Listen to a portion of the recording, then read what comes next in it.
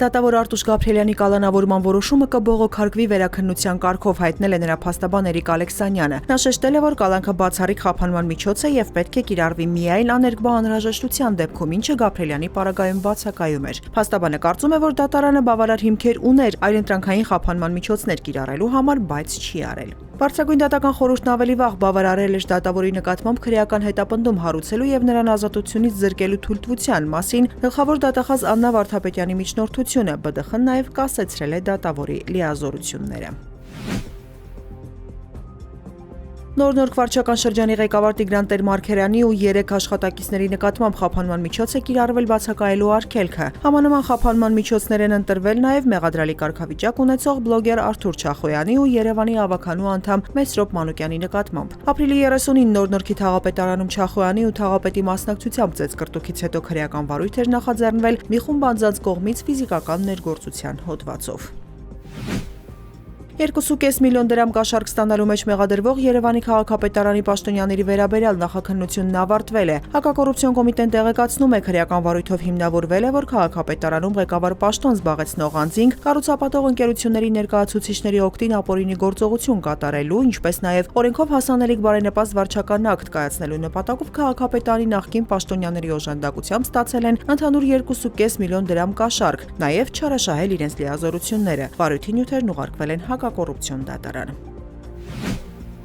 Արցախի նախկին պետնախարար Ռուբեն Վարդանյանի որդին ԱՄՆ նախագահ Դոնալդ Թրամփին կոչ է արել կատարել նախընտրական խոստումը։ Fox News-ի կայքում հրապարակված հոդվածում Դավիթ Վարդանյանը հիշեցրել է Լեռնային Ղարաբաղում տեղի ունեցած էթնիկ զտումների եւ 120,000 հայի բռնի տեղահանման մասին, նաեւ նշել, որ ինքն ու իր ընտանիքը հույս ունեն, որ Թրամփը կկատարի իր պարտավորությունները որպես նախագահ, որը հանդես է գալիս որպես խաղաղության կողմնակից։ Նա կարող է անել դա ստիպելով Բաքվին հետևել միջազգային կանոններին եւ ցույց տալ հավատարմությունը Հարավային Կովկասի խաղաղությանը, ազատ արձակելով հորս եւ մյուս հայ բանտարկյալներին, գրել է Դավիթ Վարդանյանը։ Հիշեցնենք, նախընտրական քարոզարշավի ժամանակ Դոնալդ Թրամփը պաշտպանել էր Լեռնային Ղարաբաղի քրիստոնյաներին, խոստացել դադարեցնել բռնությունն ու էթնիկ զտումները, խաղաղություն հաստատել Հայաստանի եւ Ադրբեջանի միջև։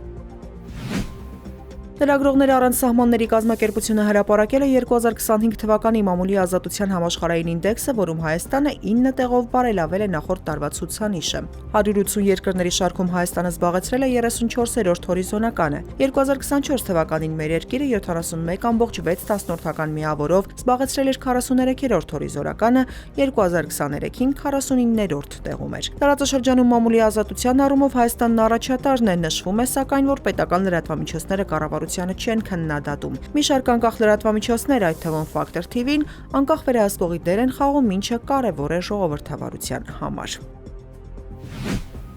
ԱՄՆ պետքարտուղար Մարկո Ռուբիոն հայտարարել է, որ նախագահ Թրամփն առաջիկայում կորոշի, թե իր վարչակազմը ամենաբարձր մակարդակով դեռ որքան ժամանակ է հատկացնելու Ուկրաինայում պատերազմը դադարեցնելու խնդրին։ Ռուբիոյի խոսքով հարցն այն է, որ Ուկրաինայի եւ Ռուսաստանի դիրքորոշումները դեռևս մի փոքր հեռու են իրարից։ Ամերիկացի պաշտոնյան նաեւ ասել է, թե սա պատերազմ է, որը չունի ռազմական լուծում։ Պուտինը չի կարող գրավել ամբողջ Ուկրաինան, Ուկրաինան էլ չի կարող ռուսներին վերադարձնել այնտեղ, որտեղ նրանք գտնվում էին 2014 թվականին, ասել է ԱՄՆ պետքարտուղարը։